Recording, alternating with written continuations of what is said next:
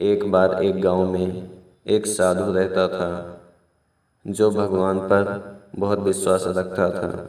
यह बार वह साधु पेड़ के नीचे बैठा था और भगवान को याद कर रहा था। तो अचानक वहाँ बाढ़ आ गई।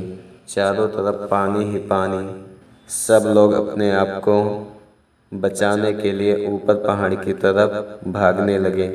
उनमें से एक आदमी देखा कि इस हालत में भी साधु जी भगवान की तपस्या कर रहे हैं। वह सोचा कि ये अपने आप को बचाने के लिए कहीं जा क्यों नहीं रहे हैं। तो उस आदमी ने साधु से बोला, अरे आप कहीं जा क्यों नहीं रहे हो?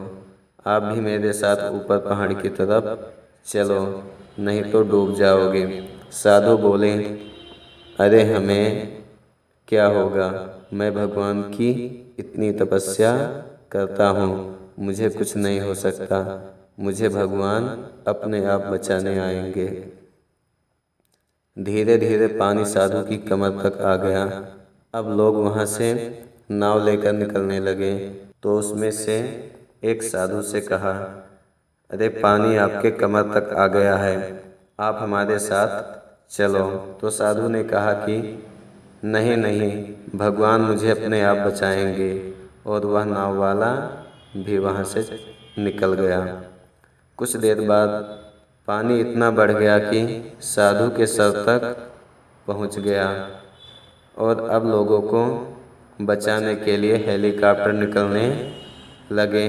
एक हेलीकॉप्टर साधु के पास आया, जो कि आखिरी हेलीकॉप्टर था।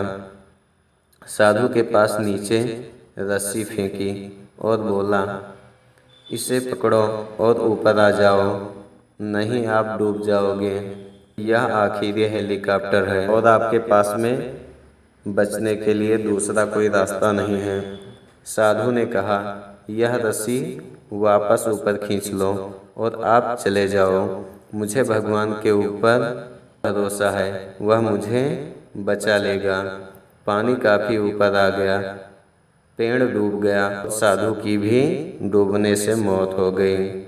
मरने के बाद साधु जब भगवान के पास गया और बोला, हे भगवान, मैंने पूरी जिंदगी आपकी तपस्या की, मेरा सारा जीवन आपकी आराधना करने में लगा दिया, फिर भी इतने भरोसे के साथ इंतजार किया कि तुम मुझे बचाने आओगे, लेकिन वहाँ मेरी डूबकर मौत हो गई और तुम नहीं आए, ऐसा क्यों? भगवान बोले, मूर्ख इंसान, एक नहीं 3 बार आया था। वो 3 बार मैं ही तो था। पहला पैदल, दूसरा नाव के द्वारा और तीसरा हेलीकॉप्टर के द्वारा, लेकिन तुमने मेरा एक भी अवसर पहचान नहीं पाया।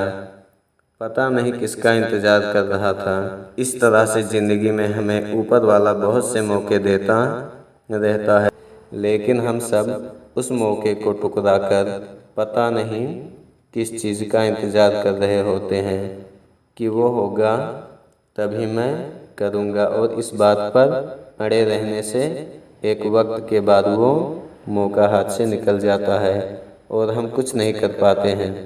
तो किसी भी अच्छे समय का इंतज़ार मत करो, जो भी करना है आज और अभी से ही शुरू कर दो।